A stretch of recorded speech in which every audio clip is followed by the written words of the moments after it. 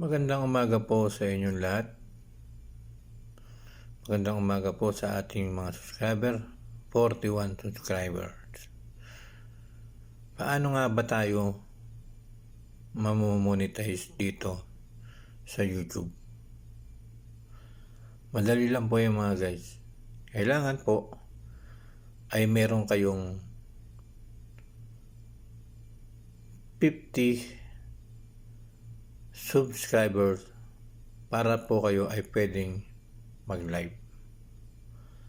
At hindi lang po yung 50. Ang pinakamahalaga ay inyong ma-reach ang 1K subscribers. At kapag nagkaroon po kayo ng 50 subscribers, ay pwede na po kayong mag-live. Pwede na po kayong mag-live streaming. Kasi yung pag-live ay malaki ang may tutulong yan sa pag-grow ng inyong mga subscriber.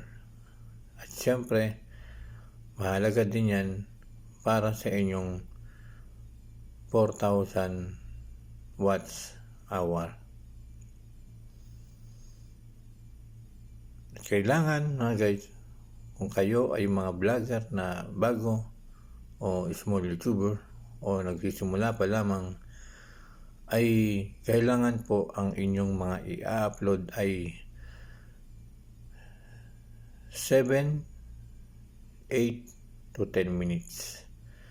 Kasi po malaki po ang may tutulong yan upang ma-recommend kayo ni YouTube at ma-reach ninyo ang 4,000 watts hour.